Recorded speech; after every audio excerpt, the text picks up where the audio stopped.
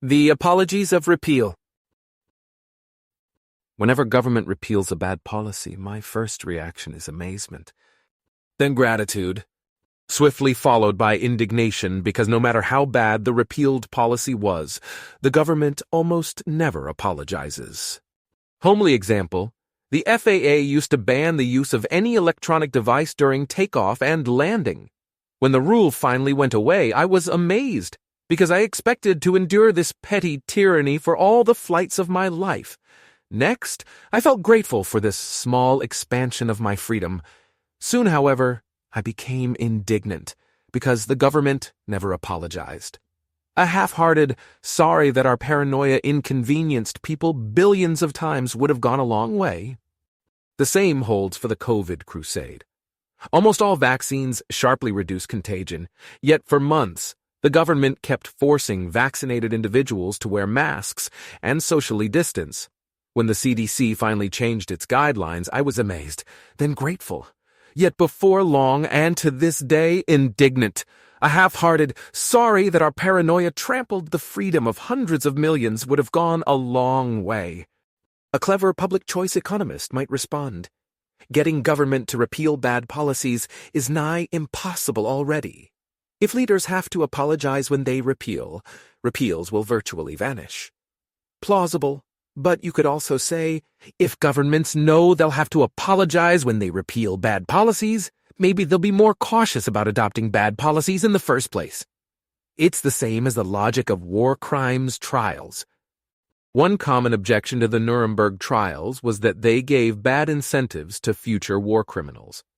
If war criminals know they'll be tried and executed if they lose, self-interest urges them to fight to the bitter end. From this perspective, the trials were short-sighted. They satisfied the impulse for revenge, but extended the duration of future wars. On reflection, however, that's only a medium-run view. The apostle of credibility could easily retort, yes, the Nuremberg trials encourage future war criminals to fight to the bitter end, but they also discourage future leaders from committing war crimes in the first place. We should take a truly long-run view. But how abject of an apology does the public deserve anyway? It depends. If the government justified a bad policy with hyperbole, willfully overstating the probability and severity of bad outcomes, then we deserve a giant, blubbering apology, at minimum. In contrast, if the government justified a bad policy with agnosticism, admitting that the probability of severely bad outcomes was low, then even ill settle for a low-key apology. Though, as I've argued before, government minus hyperbolic rhetoric is practically impotent. Why are proponents of government action so prone to hyperbole? Because it's rhetorically effective, of course. You need wild claims and flowery words to whip up public enthusiasm for government action. Sober weighing of probability, cost, and benefit damns with faint praise and fails to overcome public apathy. Added bonus, when government explicitly admits that the probability of a severely bad outcome is low, but caution makes sense until we know more, the natural response is to try to swiftly ascertain the truth. Mostly notably, if the world's governments had responded to COVID with an earnest admission of ignorance, the impetus to apply the time-tested experimental method would have been far stronger. Voluntary paid human experimentation wouldn't merely have given us vaccines sooner.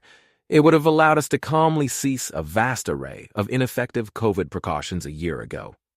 I'd like to assert that history will not be kind to the enemies of human challenge trials, but that's wishful thinking. History is written by the victors, and the victors of COVID are unapologetic enumerates.